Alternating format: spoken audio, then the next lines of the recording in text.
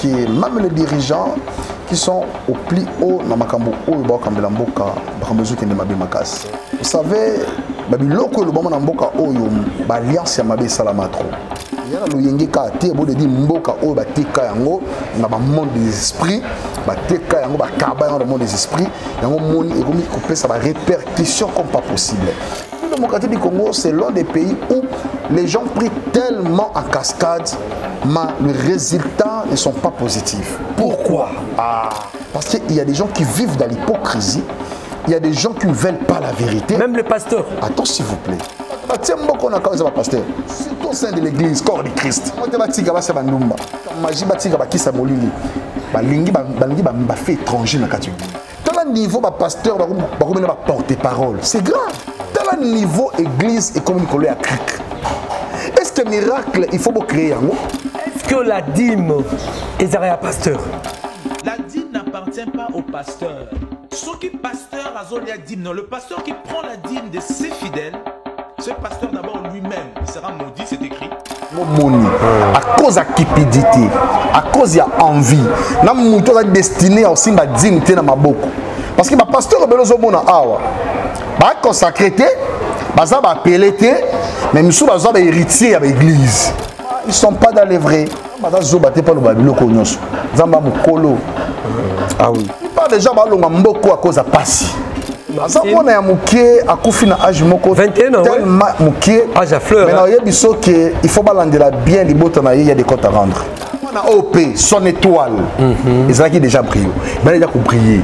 Gouvernement il y a des gens qui ont fait naufrage dans Kivu, entre Kivu et la Kivu. Moi, sur l'équipe, on est belé, bon, on a fallu. Il y a des solos sur la toile. Mais il y a des naufrages, il y a des sacrifices qui se font dans Mboka Oyo. On a besoin de régénérer. En tant que prophète, on a deux poids de mesure. Il y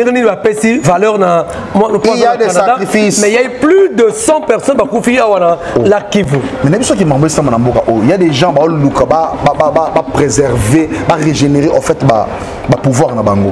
Le jour à venir, au niveau politique, il y a un grand monsieur qui part. Signalez ça. Il y a monsieur déjà. Donc ça vient à Zouaï. À ça il m'a trop. À sacrifier Ebele. Il a commencé avec Mobutu. Il comme on a eu à Okende. À Okende, il y a pas musicien trop à Okende. 6 décembre, c'est le 6 décembre janvier 2025. Et ça va nous aller à Bassi. Comme on a été en casse dans le monde de théâtre. Il y a un pépé moko et il y a un zélan à Bango. Alors, Nicolas, quand on a succès, quand on a voyage dans visa, la plupart des gens ont préféré contre le monde à mon Lili pour la visibilité. Et de ma soeur Bellevie et de ma soeur Silla. Oh, Silla, la Bellevie. Okay. Je confirme. Le message ainsi de l'Éternel Yango. Je pense que donc Moussou se zati donc beaucoup senti bilingue nango beaucoup découvrir ma soleil belé beaucoup mona makambo belé donc c'est pour sabino et longo la bino ma souci banine donc si tu n'abino yango. Très bien, merci madame, messieurs, bonjour, bonsoir et je dépendre ère à laquelle vous nous regardez à travers le monde, bienvenue.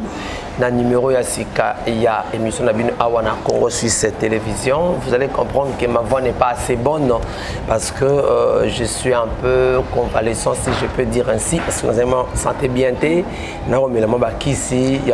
Comme vous savez au Singaketo, servir Bino, na Bokasité à Fiston Frappe, le père de la Révolution, Abinante Jimmy, en tout cas, Kotik a jamais.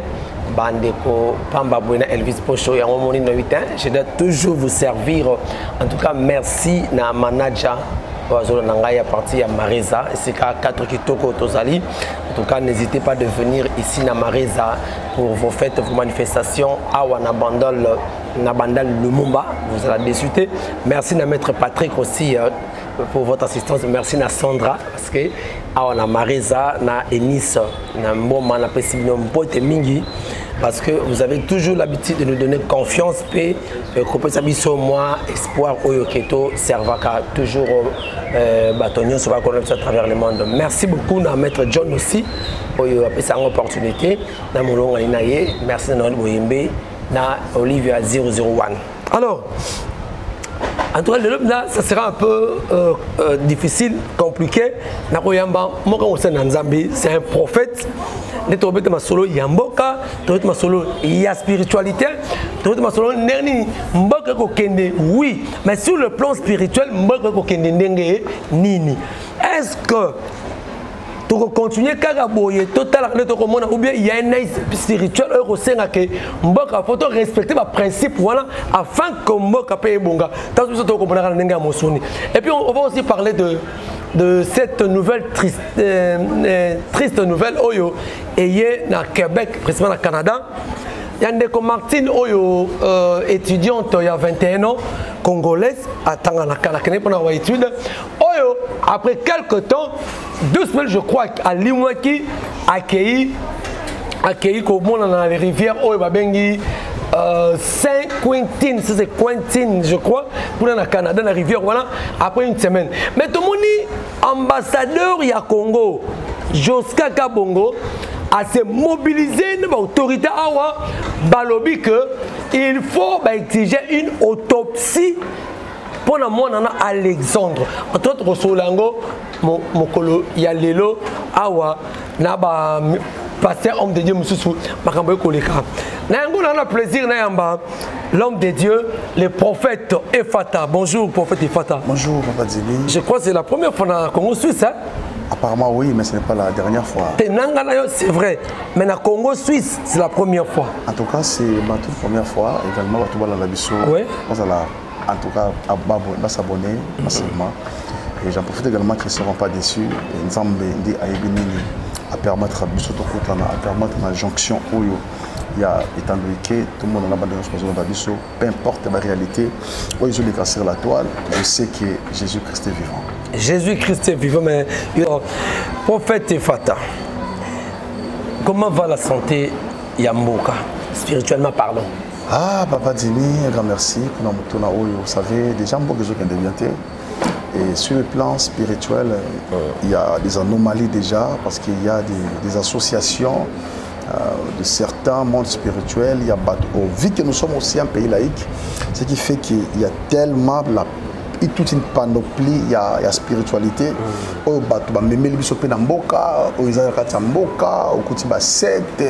a magie, il y a tellement à panoplie. Mais c'est important, Nzambe azaka moko. Peu importe où nous avons reçu un Dieu qui est fidèle, qui a choisi ce pays pour nous, afin que nous qui habitons la République démocratique du Congo, je pense que nous avons un pays très riche, très de richesse. En fait, ma promesse est que même les dirigeants qui sont au plus haut dans Makambo, ils ne respectent pas les principes divins. Déjà, mais n'oubliez pas que le président lui-même avait livré le pays dans le début. La délivrance doit attribuer dans ce pays. Pourquoi? Parce que déjà, lorsqu'il y a un président sortant, passant dans ce pays il y a longtemps, c'est mon bout, hein? S'il faut signer le corps avec le diable, je signerai. On a diable pour mboka ou signer. Vous savez,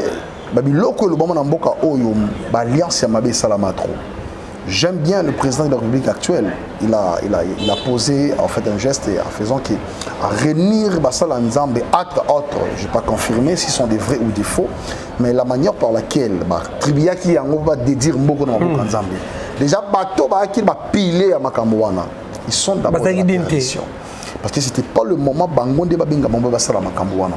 Parce que Mboka Oyo, il y a le sacerdoce qui doit se passer.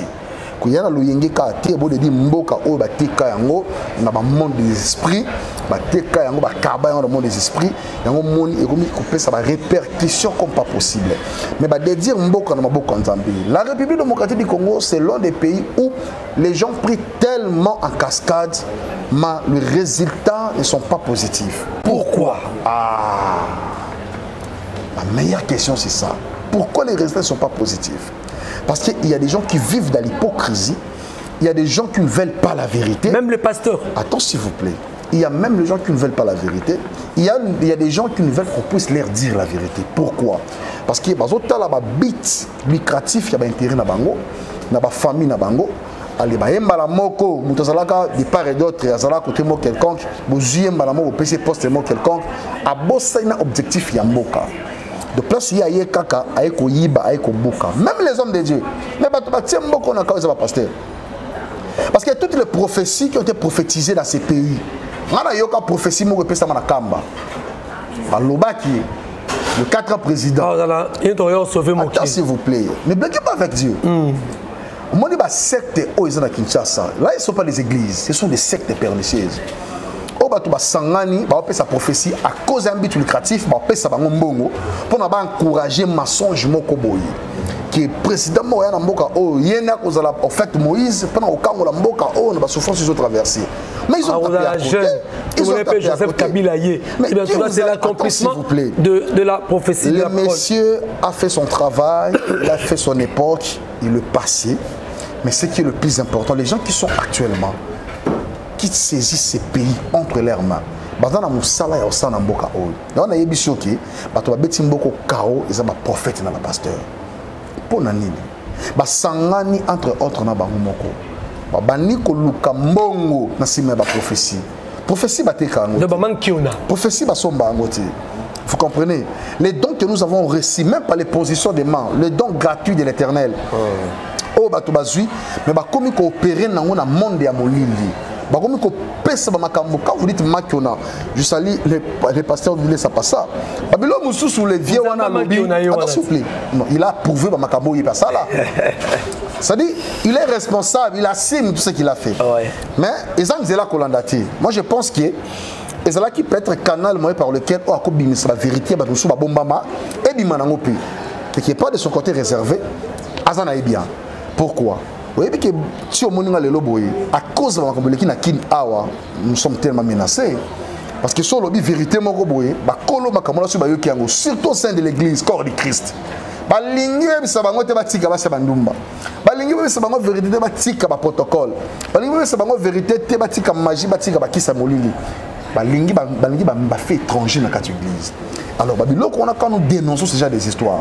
Bazo linga comment on a vu ça. Ça dit bazo. Prophète, s'il vous plaît, est-ce que quand vous dites aujourd'hui ba pasteur autour de la mine n'attend kombote, on faire croire biso que baza pe ba pasteur ba koti na ba fétiche et belé on va ressentir ba succès belé. Mais la yebisi OK, les grands pasteurs ou les petits pasteurs n'existent pas. Il n'y a pas un petit esprit ou grand esprit. Il n'y a qu'un seul esprit. Pasteur en fonction d'un bâtiment ne fait pas de toi un bon pasteur. Non. Parce que la plupart il y a bateau il y a une connotation à pasteur et belé bazali ba chef coutumier. Aouti naé parce que baouti na mboka na bango ayi na Kinshasa s'installer banda oteka diamant a moniko pa diamant ça la sauté à la jimbongo wana a misère on a quatre église. Papa offrande bato ba pesa ka action de grâce bambongo ya pasi bato ba luka na pasi bazo ngo ba pesa action de grâce yo au sein de l'église aux jubilés ya sacrificature aux okabango ils ont aussi les viandes qui sont sacrifiées aux idoles au milieu on a quatre église. Non. Bah pasteur wana talaka sur la toile au moins on a plainte par-ci par-là à pasteur. Et où tu as parlé dernièrement awa Denis laisse parler quelque chose ici et toucha confrère Naïe Marcelo et toucha peut-être notre traversée moment très chaleureux douloureux. Bien sûr on attend le bel qui va makamoko parce que vérité ça l'a quitté. Au moins une vérité attends bombe nini il faut finir toujours dans obima. Alors, on a bien sûr les Congolais vivent en hypocrisie, surtout ça la dame.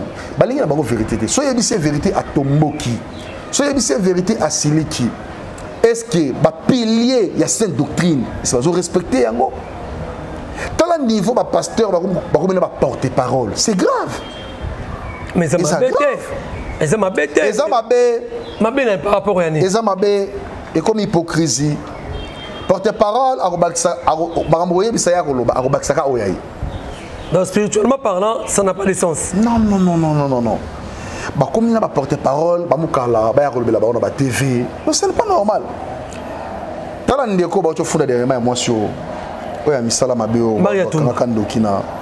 côté ya ba Nanma Tumba. C'est pas son nom. Dès que on a moni sur la toile ba kangié dernièrement sur un pasteur mo sur nganga sur on a rasé la TikTokaise. So allez-y comprendre comment yo pasteur Ozolinga au réformulé miracle. Vous voyez, il y a les hommes de Dieu qui sont au niveau de Kinshasa et Belé Baouti de part et d'autre. Il y a Bissala et Molili, il y a évangéliste la Kachamboka Oyo. Il y a consacré, père spirituel, père de la foi, il y a Mamora Sotopoukama, pasteur, apôtre, prophète, docteur de la parole. Qui vous assure que Bato Baya, même provenance de la Bangote. Vous savez, Christ, avant que Christ vienne sur cette terre-ci, représenté en tant qu'humain, vous savez, annonça qu'il y a Christ dans ces amours. Il y avait une prophétie bien arrangée. Là, vous parlez de Walesa. Mais évitez, on a tant de battues. Nous avons un bon marché awa. Et un pasteur moko asala ba témoignage na cher ba nyoka banganga banini. Est-ce que batu pena batiki bandako ba sukoli ba se parfumé ba la la justice aïe n'attends comment motuté je parle de l'église ici à bon marché quand tu dépasses chez ta carré club au mon église en haut attends s'il vous plaît c'est-à-dire aïe na ba bloc wana na église quand vous donnez des témoignages na cher ndiye la siki batana ba bongwani to mona dingwe awa kenda kamba aloba ki ya bongwani abunda lisute. Après 2 semaines, tout le monde est sous na verme abundi ameli mutu michopo. C'est ba kindoki o bango. Ba ya lo bela biso na minorono plus profond de leur cœur. Non ba dénonçante. Ça veut dire délivrance aux hommes oyo et dépendre de notre mokilité. Délivrance dépend de Nzambe yemoko. Mais il suffit que la personne soit bien prédisposée dans la présence de Dieu. Au moment que même ma bena yo sala Nzambe atanga ngote azelo oyana na kata présence na ye pour changer ba makambo na yo amemo na saison ya sika. Tel niveau église et communiquer à cric. Est-ce que miracle il faut créer yango? Est-ce que miracle il faut passer lango ba disposition? Le miracle ne connaît ni temps, ni jour, ni l'époque. Le miracle se manifeste au temps fixé par la volonté de Dieu. Mais elle a préparé des...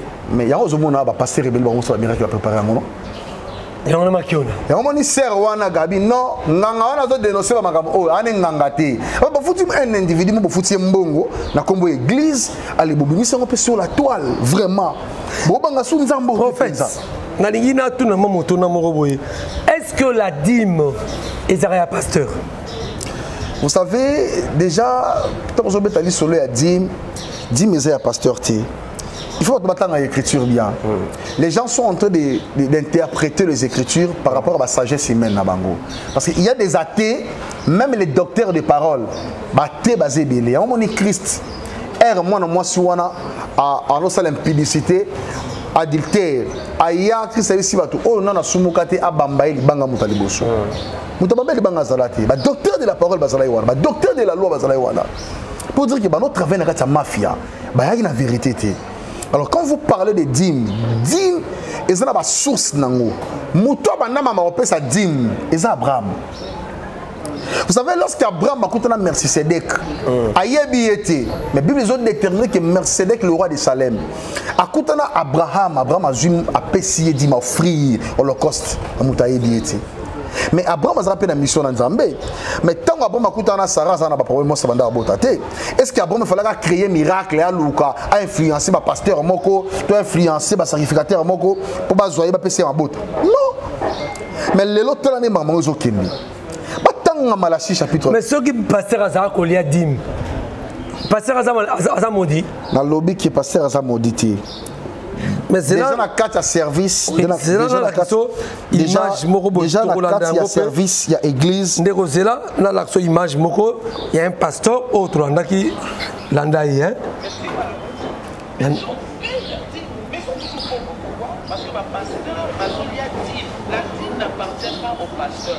Non, c'est ça. C'est là hollandais. Il y a des sacrificateurs, il y a des gens qui sont destinés. Attends s'il vous plaît. Le pasteur a dit dans le Bible, est-ce que il fallait que les sacrificateurs et les lévites, Lévi. Yoka Deutéronome chapitre 18 verset 3. Abet a dit ce mot très important.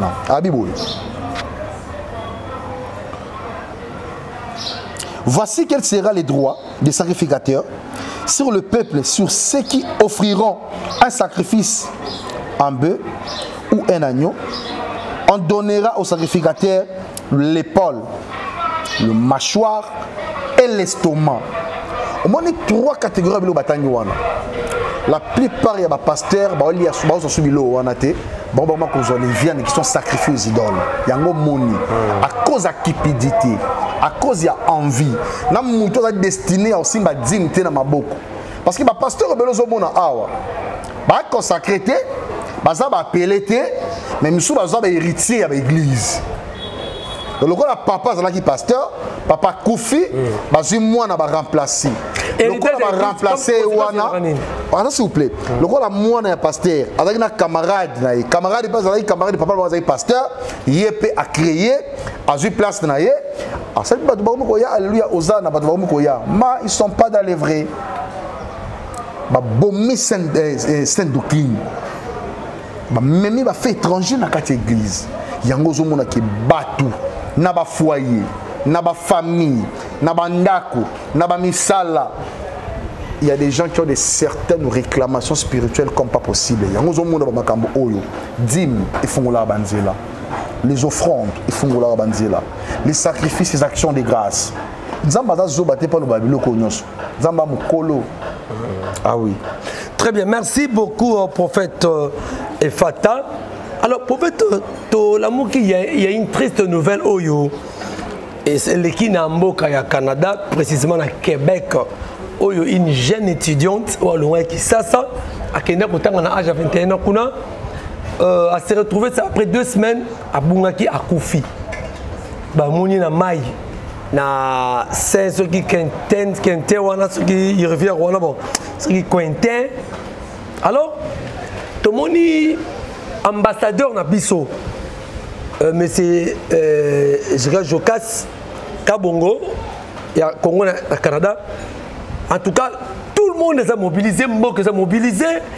À ce même l'autorité canadienne va examiner autopsie pour voir la suite ni moins à Koufeli. Est-ce que ça pensa à ce qui noyé?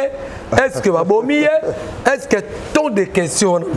Ce que nous avons il y a prophète. N'est-ce que le exemplaire boy? Est-ce qu'il faut que l'autorité s'engager dans le boy? En tout cas, merci beaucoup. Question tellement pertinente. Mais on a eu le mot que Congolais, chrétiens congolais, sont hypocrites. Alors, je voudrais te dire quelque chose. La plupart des gens quittent leur pays sans pourtant avoir la révélation divine. Tu vas te déplacer sans objectif. Abraham a encore longa patrie na été sur une zamba qui était à longa kende. Ozolanda. Tant Abraham a longa ayoki laissé dit l'Éternel. La plupart des gens ba longa mboko à cause de passi. Te belé ba longa mboka o à cause de douleur. Tu vas longa mboka oyo à cause de vie sociale. Kolia comme les a passi problème, bon transport, bon lamba, bon lata, bon mutuka. Et ça a une forme ya batu moko boye ba on faut pas la nango, tu vas venir à bango.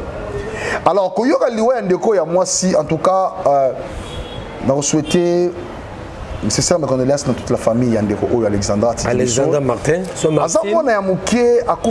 Moko 21 ans. Âge à fleur. Mais il faut balander bien les bottes, il y a des comptes à rendre. Parce que liwa ya boye, il y a des comptes à rendre. C'est-à-dire, vous cela veut dire que moi na OP, son étoile, et c'est là qui déjà brillé. Mais il a brillé. Déjà repérer étoile avant, moni yango. Qu'est-ce que c'est allé? Est-ce que moi na une vie de prière? Est-ce que ses parents ça y nzambe? Parce que de quitter un endroit un autre, il y a tout un parcours. Non non biso na mona bato ba kenna ba zonga na ba cercle. Et ça pena bato ba kenna ba zonga mobimba. Mono akufi asali mokili nini? Très jeune fille. Peut-être elle est innocente. Peut-être elle est innocente. Il faut compter en spiritualité Nzambe a révélé les bota oyo. Moi na oya kufi pourquoi na aja mokeboy. Il y a des choses qui sont tellement floues, oh ceux qui va looking Nzambe na bozindo, Dieu va leur révéler des choses qui sont cachées. Le fait que le gouvernement congolais, par l'entremise, il y a ambassadeur il y a des gens qui ont fait naufrage na Kivu, entre Kivu na la Kivu. Est-ce que Batouana ba leki mona mwasi oyemo na valeur? Mona mwasi leki Batouana belé bongo na valeur? Pourquoi il y a les solo batiango sur la toile? Mais il y a Batouana ba c'est naufrage ba beti sona bangoti. Les sangs des innocents et qui ne cabouillent. Parce que il y a des sacrifices qui se font dans Mboka Oyo. Il a besoin de régénérer le pouvoir. En tant que prophète, il y a deux poids de mesure. Il y a des sacrifices. Mais il y a plus de 100 personnes qui ont la Kivu. Mais il y a des gens qui ont préserver, régénérer en fait le pouvoir. Parce que dans les jours à venir, il doit se passer quelque chose dans le niveau politique.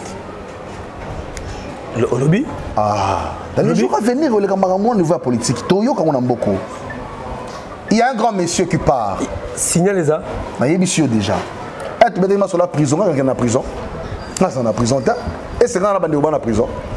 Mais lorsque Dieu nous annonce des choses, événements, et ça me dit salamité.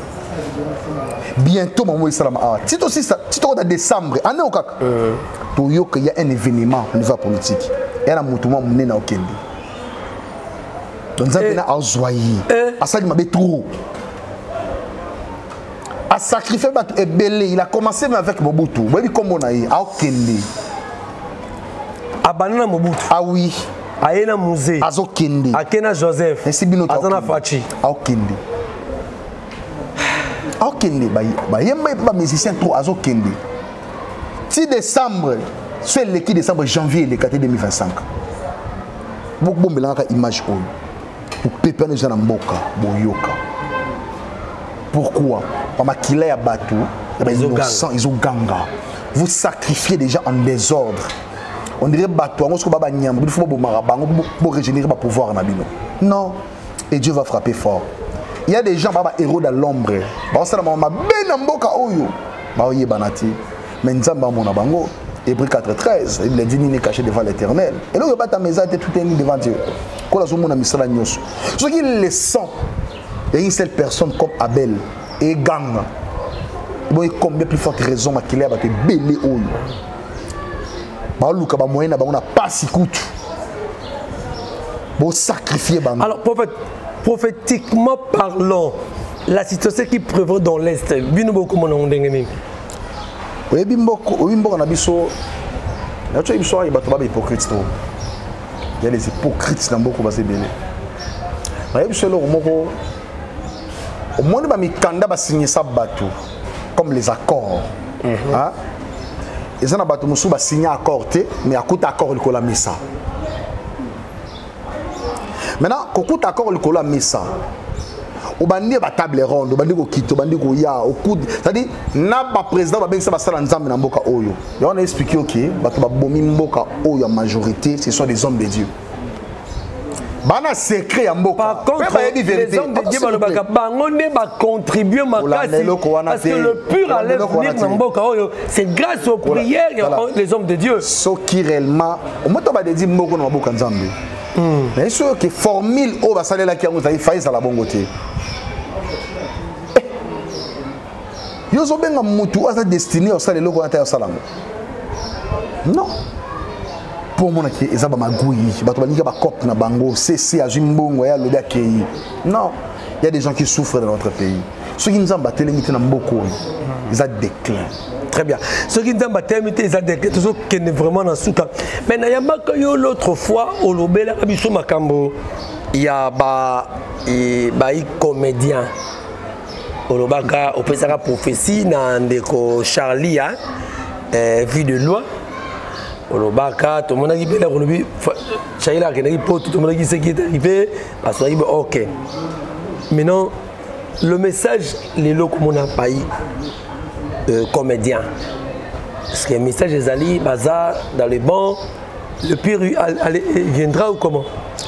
Vous savez, la plupart des gens ont abandonné Christ. En fait, succès, nous avons appelé ça. Les gens se sont connectés plus avec le monde de ténèbres pour le succès, pour le bongo. Les gens sont éphémères. Mais dans les jours avec la suite du temps ici, les gens sont allés à Bassi. Comme on a ma casse dans le monde du théâtre. Il y a un pépé moko et il y a un antéla na bango. Il y a crise. Il y a la crise, moi. Cela veut dire quoi? Tous les gens qui font le cinéma, comment on va le cinéma? Et belé bakoti na monde à deux fois. Et belé bakoti na lesbianisme, bakoti na pédophilie, bakoti na katia ba pédé, bakoti na misala ba partouze, bakoti na misala mabe. Pour pas jouer à succès. Parce que na Congo quand on m'a parlé, bah disent que t'es comme amateur, bah gag bah on se quand on a battu comme moi. Alors Nicolas quand Lucas Mbongo, quand Lucas succès, quand Lucas va voyager na ba visa, la plupart des gens ont préféré bah contre la monde à mon lili pour bah bien la visibilité. Or pendant la nuit bah on souffrir au sakanati. En tout cas il faut y ça bandeko oyo bah Lucas Nzambe. Je savais à passer deux grands acteurs et comédie congolais. Donc, Babo Maraki na bango. Donc, Babezoya pour na bango. Bazabasi. Babo Maraki wana. Nzamba na besoin na bango Maraki wana. Otara combo. So Babo Maraki te. Ah papa. Boyebi bango. Boyebi bande wana mbale. O bazaba leader. On est ainsi dit l'Éternel. Bazaba leader. C'est ainsi dit l'Éternel. Oui, j'affirme. Très bien. Alors, madame, messieurs, je crois, vous qui nous regardez, vous comprenez de qui s'agit-il. Des grandes actrices. J'ai le message clair pour eux. De ma soeur Bellevie et de ma soeur Silla. Ah, Silla, na Bellevie. Okay. Je confirme. Le message ainsi dit l'Éternel. Je pense que mon numéro est sous la barre d'écran. Mais non, aussi, mon message, conseil, tes conseils. C'est qui est vrai. Le vrai conseil n'a qu'au produit la bande de Oyo, c'est refamilier encore. Ils ont ma cambo, ma casse, ils face à la peine à bango. Mais tant qu'ils vont se séparer, ils vont suite et faire ma cambo. Bon, entre autres, il faut faire la bango. Mais là, on a vu ça qui. Là, on a vu par côté, le bon par côté. On a vu ça par côté. Mais on a vu ça qui est délégué. Très bien. Mon numéro, en tout cas, j'ai des choses à leur dire. Comme une souka, prophète, Nino Koyebisa, Batonio Sobalandio, si on a un Congo sur télévision, mon message, on peut savoir, on peut plus numéro de téléphone, on doit contacter Robin Gayo. Les plus importants, la plupart des chrétiens, sont tellement affaiblis à cause de la vie de l'homme de Dieu sur la toile, les gens ne sont pas passés par là. Des fois, on ne pensait pas que les sont des naïfs. Non. Il y a des gens qui ont une connaissance sur le plan spirituel. Ce n'est pas parce que les gens sont dans la toile, l'équipe va dans la bande. Non. Mais on a vu la foi est une ferme assurance.